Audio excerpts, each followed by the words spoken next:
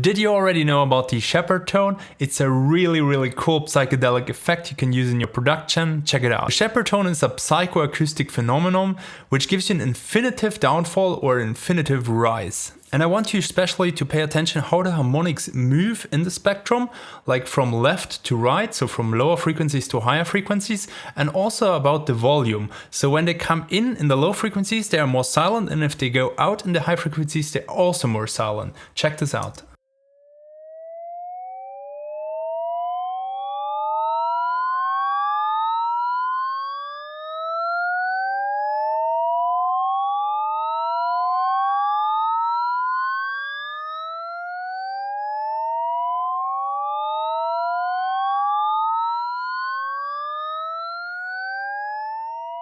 And how this actually works is that the silent tones get masked by the middle tones, so we don't hear them like coming in, and the high frequencies also get masked by the middle tones, so we can easily fade them out without noticing them going. So we can keep this ongoing, and this gives you that ongoing emotion of rise or fall if you do it in the other way.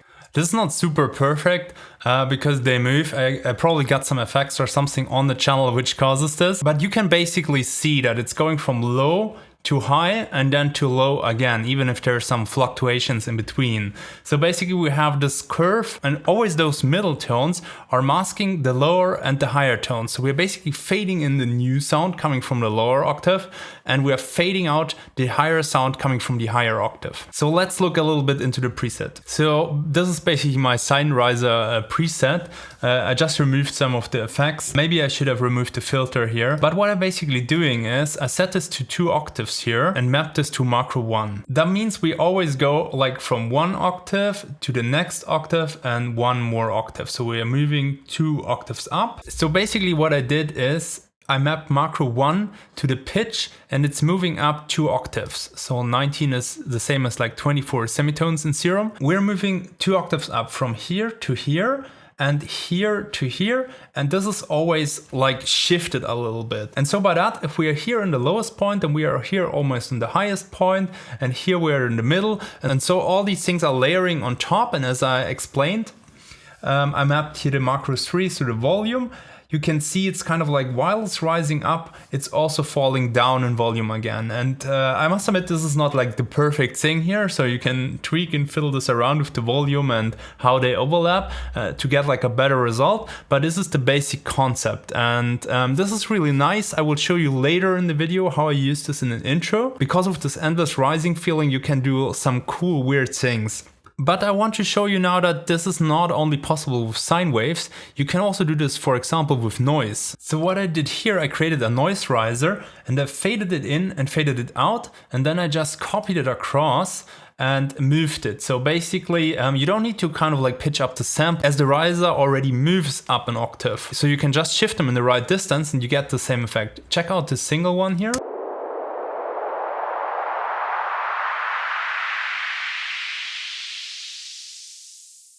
So we are going from the low frequency to the mids, and we're increasing in volume, and then we are going down when we reach the high frequencies again. By combining like multiple ones of those here, you can create this kind of like infinitive rising effect.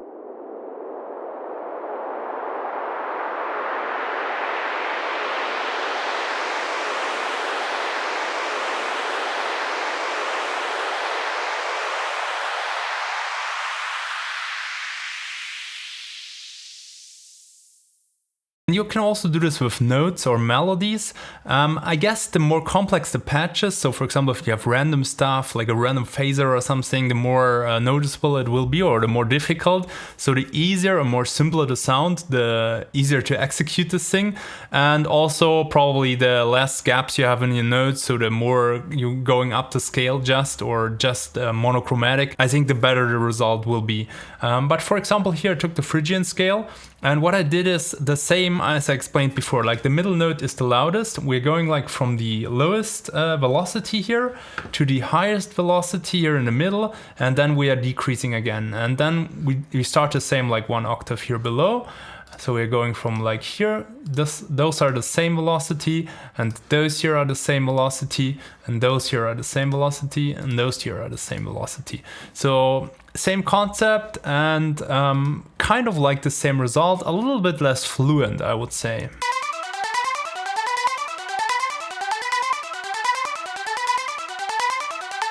The last and the far most simple example is actually in the Anna 2 synth. Honestly, I didn't really find out why this was like this, but it's like that. All I did, I created like a preset completely from scratch, and I put like a square wave in. You could basically use anything, but maybe not a sine wave, because the sine wave just has like the fundamental harmonic, and we want to have like more harmonics to move. And all I did here, and actually I found this trick in a burn noise preset, is that you automate the pitch course and you move from downwards to upwards, and you use like a very slow rate. But basically you get away from here to here, and then when it restarts, you hear the difference. So let's say you want to make a 16 bar riser there, then you should put like a rate which is like 16 bars, which you can do with sync mode. Because it lets you choose up to 24 bars, but if you need it slower, then you can use it with hertz.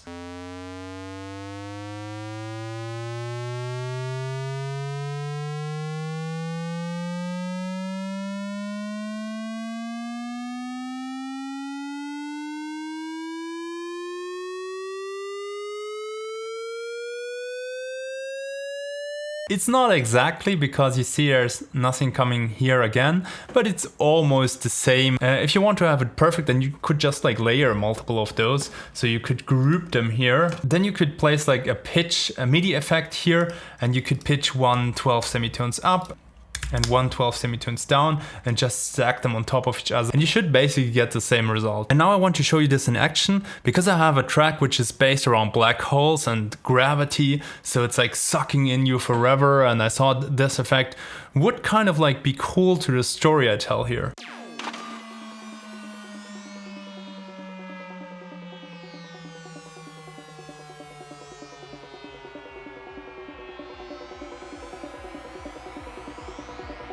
And he imagined a star that was large enough or massive enough that the escape velocity that every object with gravity has equals the speed of light.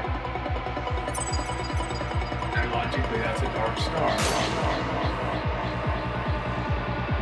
You're a sophisticated audience, so I think... Using it.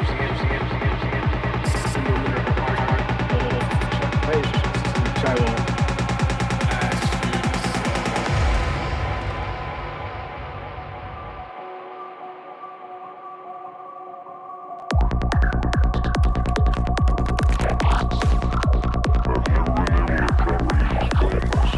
I hope you enjoyed this little tutorial, and if you want to know more about psychoacoustic effects, or you have a special effect you want to know, then let me know in the comments.